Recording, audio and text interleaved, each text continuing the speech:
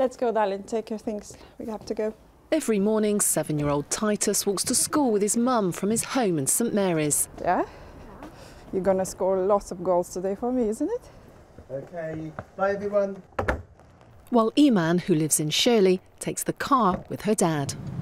OK, let's go to school, Iman.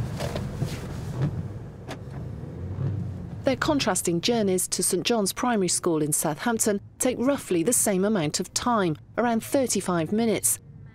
But we discovered the amount of air pollution they're experiencing along the way is dramatically different. This is the equipment we need you to wear. If you just pop it on over your head. And put your... Both agreed to wear special testing equipment to measure the amounts they're breathing in of a tiny microscopic sooty particle called black carbon. So this needs to be up really where your mouth is going to be, so it checks what you're breathing in. OK, is that comfy? Yeah, is that all right? Sit up. Black carbon is emitted from diesel engines and burning fossil fuels. It's soot that comes particularly from burning things, combustion, fuel combustion and so on. And it's known to be linked to health effects, effects on the lungs and the heart. With no legal limit or guideline for black carbon in place, scientists class any reading over 10,000 as a peak. The school run for Titus means crossing busy roads. There's an underpass, roadworks and delivery lorries to contend with. Their route goes via a park and the city centre shopping area before arriving at school. Morning! Morning! If we leave a bit later than we do usually, then it's quite busy. We have to wait all the time to cross the road. Are you worried about the fumes from the traffic and things like that? I don't think so. I think I just get used and not to think about this, but I know it affects us. But is it affecting them less or more than being in the car? For Iman, it's a drive through residential streets before taking a dual carriageway into town. We're nearly there, Iman. Still on time. They will then wend their way through inner city streets to the gates in time for the bell. What do you know about air pollution, Iman? Do you think about it at all?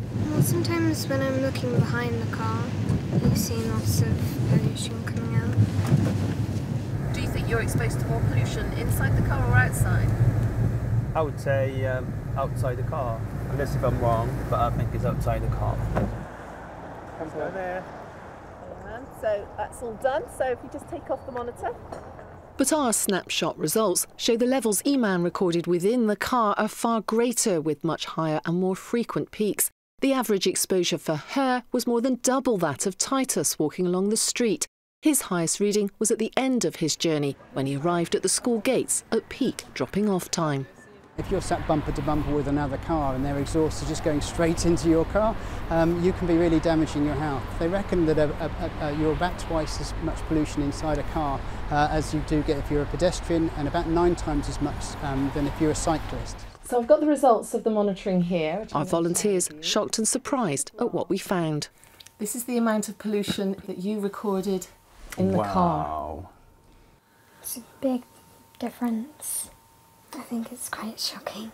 It's very high. Look at this here. I think it's just amazing. I need to stop driving.